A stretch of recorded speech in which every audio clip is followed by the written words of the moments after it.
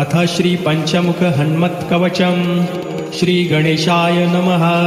ॐ अस्य श्रीपञ्चमुख हनुमत्कवचमन्त्रस्य ब्रह्मा ऋषिः गायत्री छन्दः पञ्चमुख विराट हनुमान देवता। ह्रीं बीजं श्रीं शक्तिः क्रौं कीलकं क्रूं कवचं क्रैं अस्त्राय फट् इति दिग्बन्धः। श्रीगरुड उवाच अथ ध्यानं प्रवक्ष्यामि शृणु सर्वाङ्गसुन्दर। यत्कृतं देवदेवेन ध्यानं हनुमतः प्रियं। पञ्चवक्त्रं महाभीमं त्रिपञ्चनयनैर्युतं बाहुभिर्दशभिर्युक्तं सर्वकामार्थसिद्धिदं। पूर्वं तु वानरं वक्त्रं कोटिसूर्यसमप्रभं द्रंष्टाकरालवदनं भुकुटिकुटिलेक्षणम्। अस्यैव दक्षिणं वक्त्रं नारसिंहं महाद्भुतम् अत्युग्रतेजो वपुषं भीषणं भयनाशनम्। पश्चिमं गारुडं वक्त्रं वक्रतुण्डं महाबलं सर्वनागप्रशमनं विषभूतादिकृन्तनम्। उत्तरं सौकरं वक्त्रं कृष्णं दीप्तं नभोपमं पातालसिंहवेताल ज्वररोगादिकृन्तनम्। ऊर्ध्वं हयाननं घोरं दानवान्तकरं परम्।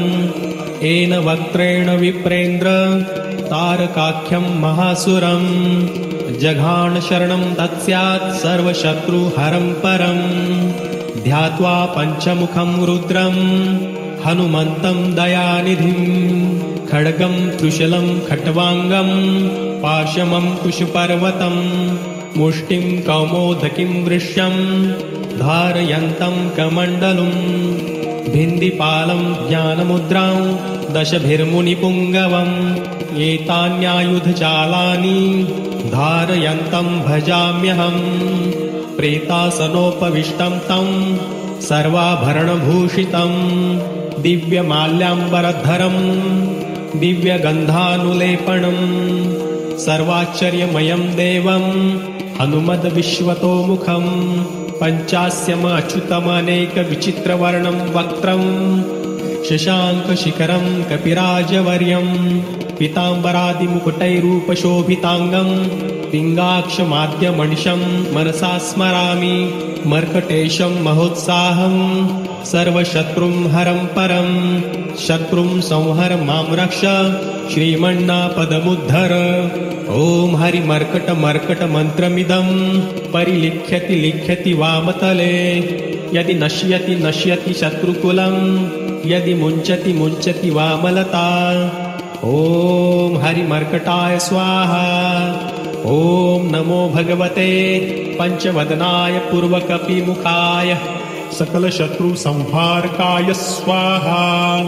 ॐ नमो भगवते पञ्चवदनाय दक्षिणमुखाय करालवदनाय नरसिंहाय सकलभूतप्रमथनाय स्वाहा।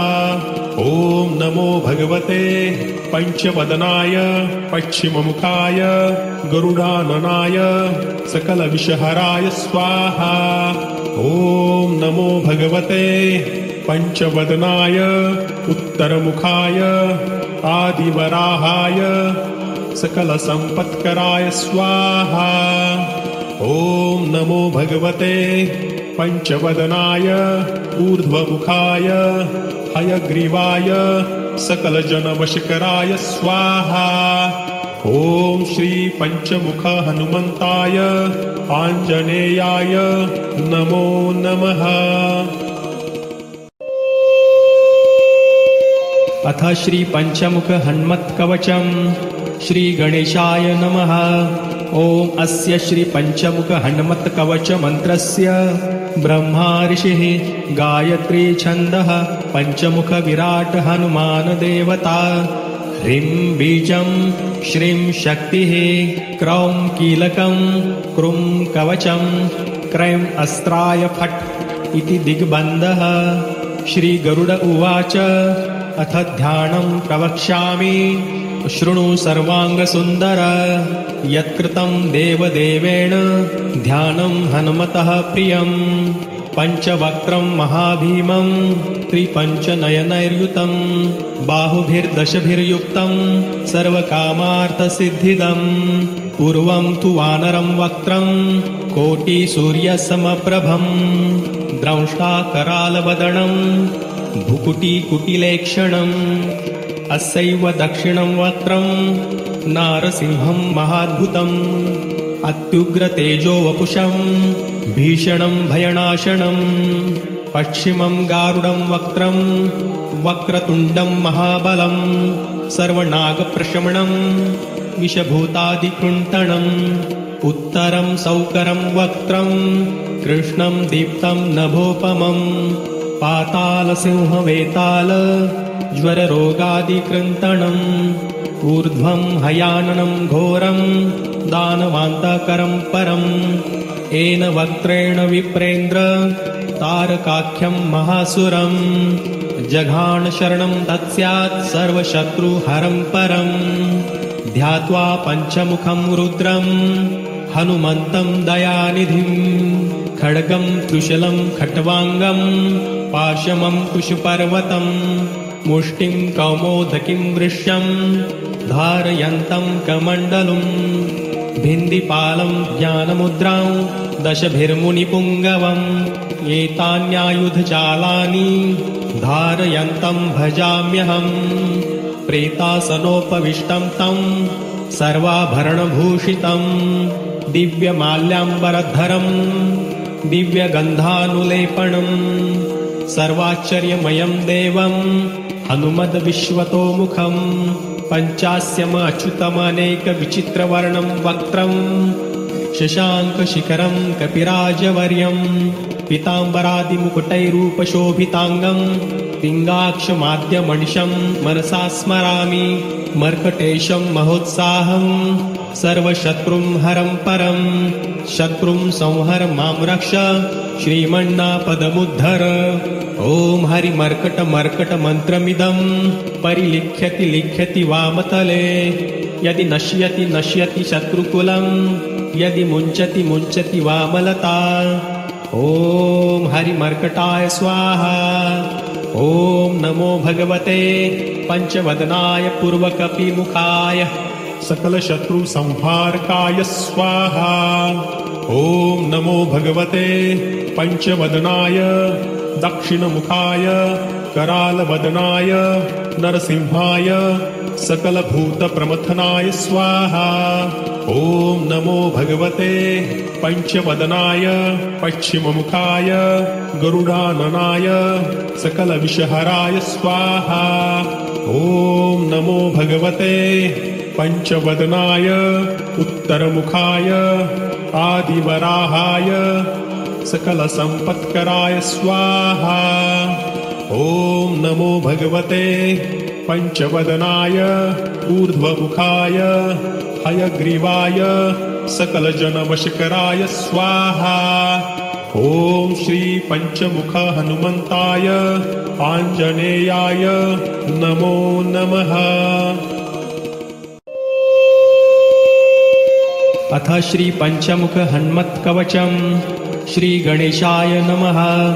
ॐ अस्य श्री पञ्चमुख हनुमत्कवच मन्त्रस्य ब्रह्मा ऋषिः गायत्री छन्दः पञ्चमुख विराट हनुमान देवता ह्रीं बीजं श्रीं शक्तिः क्रौं कीलकं क्रूं कवचं क्रैं अस्त्राय फट् इति दिग्बन्धः।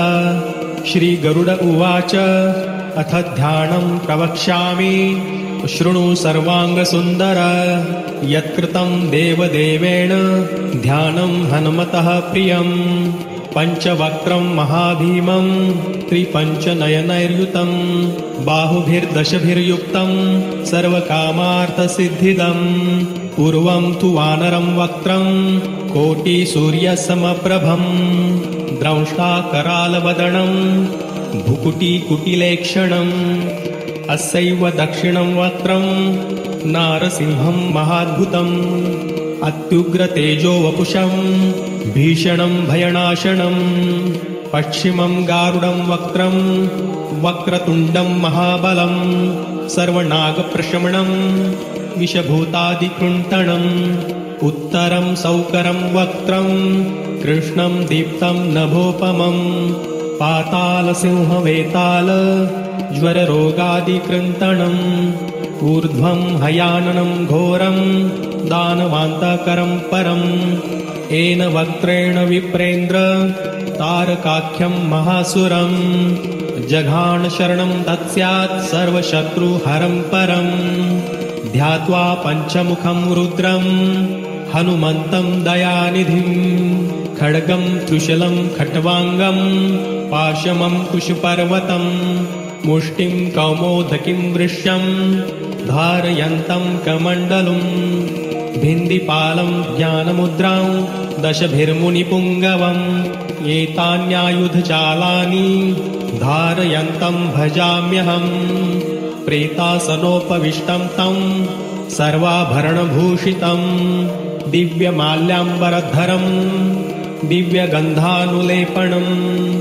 सर्वाश्चर्यमयं देवं हनुमद्विश्वतोमुखं पञ्चास्यमच्युतमनेकविचित्रवर्णं वक्त्रं शशाङ्कशिखरं कपिराजवर्यं पीताम्बरादिमुकुटैरूपशोभिताङ्गं पिङ्गाक्षमाद्यमनिशं मनसा स्मरामि मर्कटेशं महोत्साहं सर्वशत्रुं हरं परं शत्रुं संहर मां रक्ष श्रीमन्नापदमुद्धर ॐ हरिमर्कटमर्कटमन्त्रमिदं परिलिख्यति लिख्यति वामतले यदि नश्यति नश्यति शत्रुकुलं यदि मुञ्चति मुञ्चति वामलता ॐ हरिमर्कटाय स्वाहा ॐ नमो भगवते पञ्चवदनाय पूर्वकपिमुखाय सकलशत्रुसंहारकाय स्वाहा ॐ नमो भगवते पञ्चवदनाय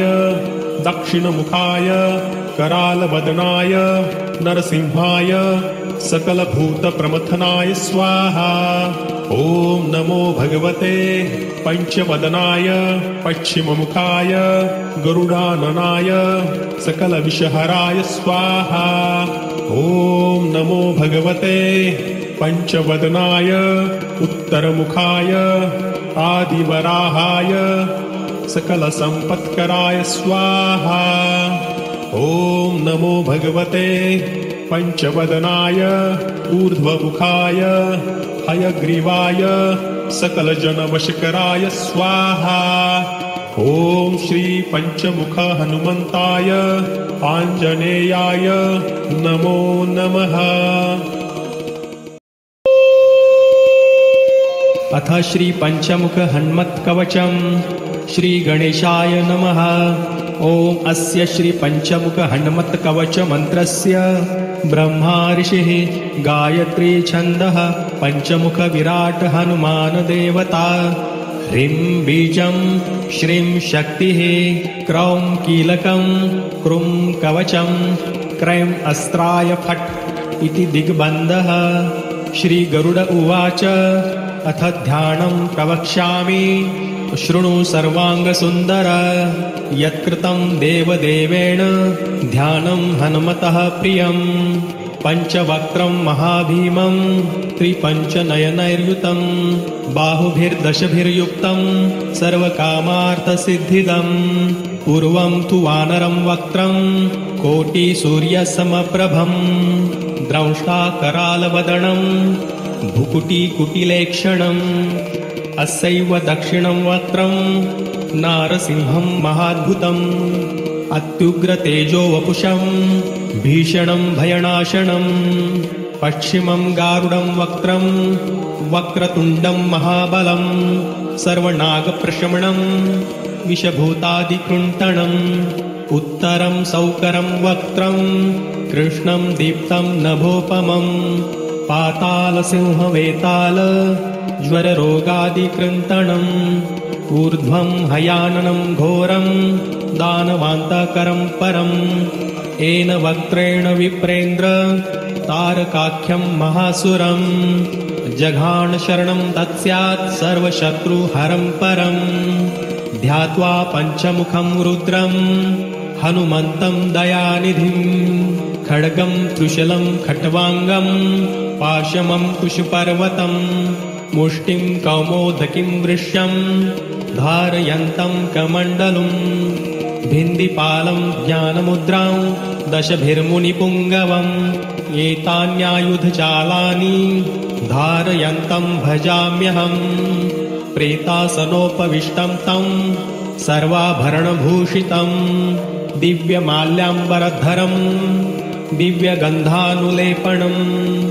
सर्वाश्चर्यमयं देवं हनुमद्विश्वतोमुखं पञ्चास्यमच्युतमनेकविचित्रवर्णं वक्त्रं शशाङ्कशिखरं कपिराजवर्यं पीताम्बरादिमुकुटैरूपशोभिताङ्गं पिङ्गाक्षमाद्यमनिशं मनसा स्मरामि मर्कटेशं महोत्साहं सर्वशत्रुं हरं परं शत्रुं संहर मां रक्ष श्रीमन्नापदमुद्धर ॐ हरिमर्कटमर्कटमन्त्रमिदं परिलिख्यति लिख्यति वामतले यदि नश्यति शत्रुकुलं यदि मुञ्चति वामलता ॐ हरिमर्कटाय स्वाहा ॐ नमो भगवते पञ्चवदनाय पूर्वकपिमुखाय सकलशत्रुसंहारकाय स्वाहा ॐ नमो भगवते पञ्चवदनाय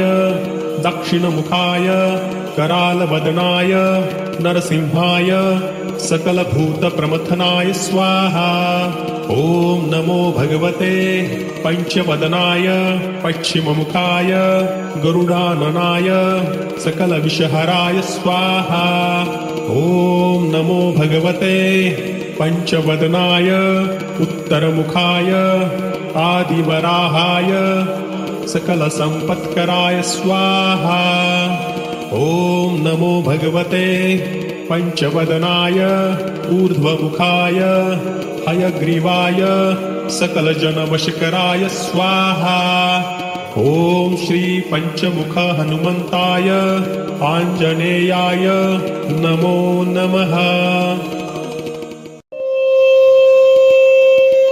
अथ श्री पञ्चमुख हनुमत्कवचं श्री गणेशाय नमः।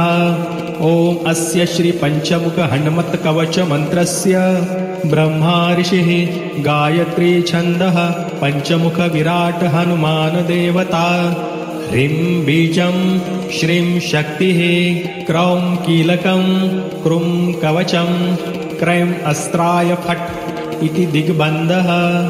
श्री गरुड उवाच अथ ध्यानं प्रवक्ष्यामि शृणु सर्वाङ्गसुन्दर यत्कृतं देवदेवेन ध्यानं हनुमतः प्रियं पञ्चवक्त्रं महाभीमं त्रिपञ्चनयनैर्युतं बाहुभिर्दशभिर्युक्तं सर्वकामार्थसिद्धिदं पूर्वं तु वानरं वक्त्रं कोटिसूर्यसमप्रभं द्रंष्टाकरालवदनं भुकुटिकुटिलेक्षणम् अस्यैव दक्षिणं वक्त्रं नारसिंहं महाद्भुतम् अत्युग्रतेजो वपुषं भीषणं भयनाशनं पश्चिमं गारुडं वक्त्रं वक्रतुण्डं महाबलं सर्वनागप्रशमनं विषभूतादिकृण्टनम् उत्तरं सौकरं वक्त्रं कृष्णं दीप्तं नभोपमं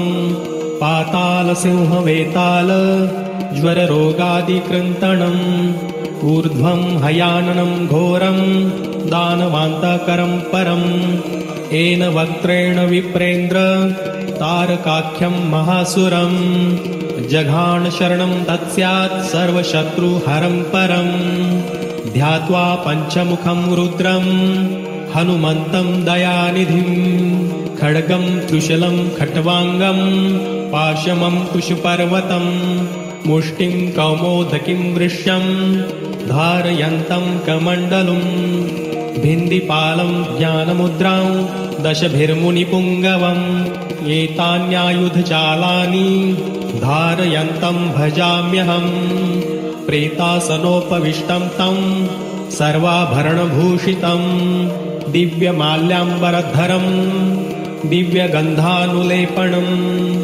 सर्वाश्चर्यमयं देवम् हनुमद्विश्वतोमुखम् पञ्चास्यमच्युतमनेकविचित्रवर्णं वक्त्रम् शशाङ्कशिखरं कपिराजवर्यम् पीताम्बरादिमुकुटैरूपशोभिताङ्गम् पिङ्गाक्षमाद्यमनिशं मनसा स्मरामि मर्कटेशं महोत्साहम् सर्वशत्रुं हरं परं शत्रुं संहर मां रक्ष श्रीमन्नापदमुद्धर ॐ हरिमर्कटमर्कटमन्त्रमिदं परिलिख्यति लिख्यति वामतले यदि नश्यति शत्रुकुलं यदि मुञ्चति वामलता ॐ हरिमर्कटाय स्वाहा ॐ नमो भगवते पंचवदनाय पूर्वकपिमुखाय सकलशत्रुसंहारकाय स्वाहा ॐ नमो भगवते पंचवदनाय दक्षिणमुखाय करालवदनाय नरसिंहाय सकलभूतप्रमथनाय स्वाहा ॐ नमो भगवते पंचवदनाय पश्चिममुखाय गरुडाननाय सकलविषहराय स्वाहा ॐ नमो भगवते पंचवदनाय उत्तरमुखाय आदिवराहाय सकलसम्पत्कराय स्वाहा ॐ नमो भगवते पंचवदनाय ऊर्ध्वमुखाय हयग्रीवाय सकलजनवशकराय स्वाहा ॐ श्री पंचमुख हनुमन्ताय आञ्जनेयाय नमो नमः। अथ श्री पंचमुख हनुमत्कवचम् श्री गणेशाय नमः। ॐ अस्य श्री पंचमुख हनुमत्कवच मन्त्रस्य ब्रह्मा ऋषिः गायत्री छन्दः पंचमुख विराट हनुमान देवता ह्रीं बीजं श्रीं शक्तिः क्रौं कीलकं क्रूं कवचं क्रैं अस्त्राय फट् इति दिग्बन्धः। श्री गरुड उवाच अथ ध्यानं प्रवक्ष्यामि शृणु सर्वाङ्गसुन्दर यत्कृतं देवदेवेन ध्यानं हनुमतः प्रियम् पञ्चवक्त्रं महाभीमं त्रिपञ्चनयनैर्युतं बाहुभिर्दशभिर्युक्तं सर्वकामार्थसिद्धिदम् पूर्वं तु वानरं वक्त्रं कोटिसूर्यसमप्रभम् द्रंष्टाकरालवदनं भुकुटिकुटिलेक्षणम् अस्यैव दक्षिणं वक्त्रं नारसिंहं महाद्भुतम् अत्युग्रतेजो वपुषं भीषणं भयनाशनम् पश्चिमं गारुडं वक्त्रं वक्रतुण्डं महाबलम् सर्वनागप्रशमनं विषभूतादिकृन्तनम् उत्तरं सौकरं वक्त्रं कृष्णं दीप्तं नभोपमम् पातालसिंहवेताल ज्वररोगादिकृन्तनम् ऊर्ध्वं हयाननं घोरं दानवान्तकरं परम् येन वक्त्रेण विप्रेन्द्र तारकाख्यं महासुरं जघान शरणं तत्स्यात् सर्वशत्रुहरं परम् ध्यात्वा पञ्चमुखं रुद्रं हनुमन्तं दयानिधिं खड्गं त्रिशूलं खट्वाङ्गं पाशमं कुशपर्वतं मुष्टिं कौमोदकीं वृष्यं धारयन्तं कमण्डलुं भिन्दिपालं ज्ञानमुद्रां दशभिर्मुनिपुङ्गवम् एतान्यायुधजालानि धारयन्तं भजाम्यहम् प्रेतासनोपविष्टं तं सर्वाभरणभूषितं दिव्यमाल्याम्बरधरम् दिव्यगन्धानुलेपनम् सर्वाश्चर्यमयं देवं हनुमद्विश्वतोमुखम् पञ्चास्यमच्युतमनेकविचित्रवर्णं वक्त्रं शशाङ्कशिखरं कपिराजवर्यम् पीताम्बरादिमुकुटैरूपशोभिताङ्गम् पिङ्गाक्षमाद्यमनिशं मनसा स्मरामि मर्कटेशं महोत्साहम् सर्वशत्रुं हरं परं शत्रुं संहर मां रक्ष श्रीमन्नापदमुद्धर। ॐ हरिमर्कटमर्कटमन्त्रमिदं परिलिख्यति लिख्यति वामतले। यदि नश्यति नश्यति शत्रुकुलं यदि मुञ्चति मुञ्चति वामलता। ॐ हरिमर्कटाय स्वाहा। ॐ नमो भगवते पंचवदनाय पूर्वकपिमुखाय सकलशत्रुसंहारकाय स्वाहा। ॐ नमो भगवते पंचवदनाय दक्षिणमुखाय करालवदनाय नरसिंहाय सकलभूतप्रमथनाय स्वाहा। ॐ नमो भगवते पंचवदनाय पश्चिममुखाय गरुडाननाय सकलविषहराय स्वाहा। ॐ नमो भगवते पंचवदनाय उत्तरमुखाय आदिवराहाय सकलसम्पत्कराय स्वाहा। ॐ नमो भगवते पंचवदनाय ऊर्ध्वमुखाय हयग्रीवाय सकलजनवशकराय स्वाहा। ॐ श्री पंचमुख हनुमन्ताय आञ्जनेयाय नमो नमः। अथ श्री पंचमुख हनुमत्कवचम् श्री गणेशाय नमः। ॐ अस्य श्री पंचमुख हनुमत्कवच मंत्रस्य ब्रह्मा ऋषिः गायत्री छन्दः पंचमुख विराट हनुमान देवता। ह्रीं बीजं श्रीं शक्तिः क्रौं कीलकं क्रूं कवचं क्रैं अस्त्राय फट् इति दिग्बन्धः। श्री गरुड उवाच अथ ध्यानं प्रवक्ष्यामि शृणु सर्वाङ्गसुन्दर। यत्कृतं देवदेवेन ध्यानं हनुमतः प्रियं पञ्चवक्त्रं महाभीमं त्रिपञ्चनयनैर्युतं बाहुभिर्दशभिर्युक्तं सर्वकामार्थसिद्धिदं। पूर्वं तु वानरं वक्त्रं कोटिसूर्यसमप्रभं द्रंष्टाकरालवदनं भुकुटिकुटिलेक्षणम्। अस्यैव दक्षिणं वक्त्रं नारसिंहं महाद्भुतम् अत्युग्रतेजो वपुषं भीषणं भयनाशनम्। पश्चिमं गारुडं वक्त्रं वक्रतुण्डं महाबलं सर्वनागप्रशमनं विषभूतादिकृन्तनम्। उत्तरं सौकरं वक्त्रं कृष्णं दीप्तं नभोपमं पातालसिंहवेताल ज्वररोगादिकृन्तनम्। ऊर्ध्वं हयाननं घोरं दानवान्तकरं परम् येन वक्त्रेण विप्रेन्द्र तारकाख्यं महासुरम्। जघान शरणं तत्स्यात् सर्वशत्रुहरं परम्। ध्यात्वा पञ्चमुखं रुद्रं हनुमन्तं दयानिधिं खड्गं त्रिशूलं खट्वाङ्गं पाशमं कुशपर्वतं मुष्टिं कौमोदकीं वृष्यं धारयन्तं कमण्डलुं भिन्दिपालं ज्ञानमुद्रां दशभिर्मुनिपुङ्गवम् एतान्यायुधजालानि धारयन्तं भजाम्यहम्।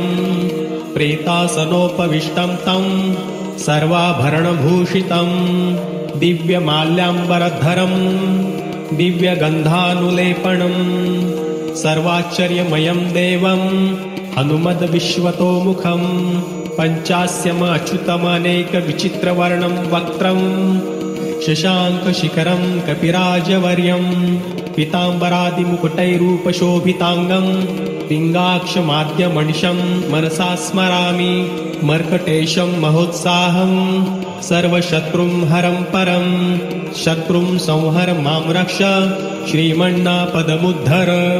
ॐ हरिमर्कटमर्कटमन्त्रमिदं परिलिख्यति लिख्यति वामतले। यदि नश्यति नश्यति शत्रुकुलं यदि मुञ्चति मुञ्चति वामलता। ॐ हरिमर्कटाय स्वाहा। ॐ नमो भगवते पंचवदनाय पूर्वकपिमुखाय सकलशत्रुसंहारकाय स्वाहा। ॐ नमो भगवते पंचवदनाय दक्षिणमुखाय करालवदनाय नरसिंहाय सकलभूतप्रमथनाय स्वाहा। ॐ नमो भगवते पंचवदनाय पश्चिममुखाय गरुडाननाय सकलविषहराय स्वाहा। ॐ नमो भगवते पंचवदनाय उत्तरमुखाय आदिवराहाय सकलसम्पत्कराय स्वाहा। ॐ नमो भगवते पंचवदनाय ऊर्ध्वमुखाय हयग्रीवाय सकलजनवशकराय स्वाहा। ॐ श्री पंचमुख हनुमन्ताय आञ्जनेयाय नमो नमः। अथ श्री पंचमुख हनुमत्कवचम्। श्री गणेशाय नमः। ॐ अस्य श्री पंचमुख हनुमत्कवच मंत्रस्य ब्रह्मा ऋषिः गायत्री छन्दः पंचमुख विराट हनुमान देवता। ह्रीं बीजं श्रीं शक्तिः क्रौं कीलकं क्रूं कवचं क्रैं अस्त्राय फट् इति दिग्बन्धः। श्री गरुड उवाच अथ ध्यानं प्रवक्ष्यामि शृणु सर्वाङ्गसुन्दर। यत्कृतं देवदेवेन ध्यानं हनुमतः प्रियं। पञ्चवक्त्रं महाभीमं त्रिपञ्चनयनैर्युतं बाहुभिर्दशभिर्युक्तं सर्वकामार्थसिद्धिदं। पूर्वं तु वानरं वक्त्रं कोटिसूर्यसमप्रभं द्रंष्टाकरालवदनं भुकुटिकुटिलेक्षणम्। अस्यैव दक्षिणं वक्त्रं नारसिंहं महाद्भुतम् अत्युग्रतेजो वपुषं भीषणं भयनाशनम्। पश्चिमं गारुडं वक्त्रं वक्रतुण्डं महाबलं सर्वनागप्रशमनं विषभूतादिकृन्तणम्। उत्तरं सौकरं वक्त्रं कृष्णं दीप्तं नभोपमं पातालसिंहवेताल ज्वररोगादिकृन्तणम्। ऊर्ध्वं हयाननं घोरं दानवान्तकरं परम्। येन वक्त्रेण विप्रेन्द्र तारकाख्यं महासुरम् जघान शरणं तत्स्यात् सर्वशत्रुहरं परम्। ध्यात्वा पञ्चमुखं रुद्रं हनुमन्तं दयानिधिं खड्गं त्रिशूलं खट्वाङ्गं पाशमं कुशपर्वतं मुष्टिं कौमोदकीं वृष्यं धारयन्तं कमण्डलुं भिन्दिपालं ज्ञानमुद्रां दशभिर्मुनिपुङ्गवम्। एतान्यायुधजालानि धारयन्तं भजाम्यहम्। प्रेतासनोपविष्टं तं सर्वाभरणभूषितं दिव्यमाल्याम्बरधरं दिव्यगन्धानुलेपनं सर्वाश्चर्यमयं देवं हनुमद्विश्वतोमुखं। पञ्चास्यमच्युतमनेकविचित्रवर्णं वक्त्रं शशाङ्कशिखरं कपिराजवर्यं पीताम्बरादिमुकुटैरूपशोभिताङ्गं पिङ्गाक्षमाद्यमनिशं मनसा स्मरामि। मर्कटेशं महोत्साहं सर्वशत्रुं हरं परं शत्रुं संहर मां रक्ष श्रीमन्नापदमुद्धर। ॐ हरिमर्कटमर्कटमन्त्रमिदं परिलिख्यति लिख्यति वामतले। यदि नश्यति नश्यति शत्रुकुलं यदि मुञ्चति मुञ्चति वामलता। ॐ हरिमर्कटाय स्वाहा। ॐ नमो भगवते पंचवदनाय पूर्वकपिमुखाय सकलशत्रुसंहारकाय स्वाहा। ॐ नमो भगवते पंचवदनाय दक्षिणमुखाय करालवदनाय नरसिंहाय सकलभूतप्रमथनाय स्वाहा। ॐ नमो भगवते पंचवदनाय पश्चिममुखाय गरुडाननाय सकलविषहराय स्वाहा। ॐ नमो भगवते पंचवदनाय उत्तरमुखाय आदिवराहाय सकलसम्पत्कराय स्वाहा। ॐ नमो भगवते पंचवदनाय ऊर्ध्वमुखाय हयग्रीवाय सकलजनवशकराय स्वाहा। ॐ श्री पंचमुख हनुमन्ताय आञ्जनेयाय नमो नमः। अथ श्री पंचमुख हनुमत्कवचम्। श्री गणेशाय नमः। ॐ अस्य श्री पंचमुख हनुमत्कवच मन्त्रस्य ब्रह्मा ऋषिः गायत्री छन्दः पंचमुख विराट हनुमान देवता। ह्रीं बीजं श्रीं शक्तिः क्रौं कीलकं क्रूं कवचं क्रैं अस्त्राय फट् इति दिग्बन्धः। श्री गरुड उवाच अथ ध्यानं प्रवक्ष्यामि शृणु सर्वाङ्गसुन्दर। यत्कृतं देवदेवेन ध्यानं हनुमतः प्रियम्। पञ्चवक्त्रं महाभीमं त्रिपञ्चनयनैर्युतं बाहुभिर्दशभिर्युक्तं सर्वकामार्थसिद्धिदम्। पूर्वं तु वानरं वक्त्रं कोटिसूर्यसमप्रभम् द्रंष्टाकरालवदनं भुकुटिकुटिलेक्षणम्। अस्यैव दक्षिणं वक्त्रं नारसिंहं महाद्भुतम् अत्युग्रतेजो वपुषं भीषणं भयनाशनम्। पश्चिमं गारुडं वक्त्रं वक्रतुण्डं महाबलं सर्वनागप्रशमनं विषभूतादिकृन्तनम्। उत्तरं सौकरं वक्त्रं कृष्णं दीप्तं नभोपमम् पातालसिंहवेताल ज्वररोगादिकृन्तनम्। ऊर्ध्वं हयाननं घोरं दानवान्तकरं परम्। येन वक्त्रेण विप्रेन्द्र तारकाख्यं महासुरम् जघान शरणं तत्स्यात् सर्वशत्रुहरं परम्। ध्यात्वा पञ्चमुखं रुद्रं हनुमन्तं दयानिधिं खड्गं त्रिशूलं खट्वाङ्गं पाशमं कुशपर्वतं मुष्टिं कौमोदकीं वृष्यं धारयन्तं कमण्डलुं भिन्दिपालं ज्ञानमुद्रां दशभिर्मुनिपुङ्गवम्। एतान्यायुधजालानि धारयन्तं भजाम्यहम्।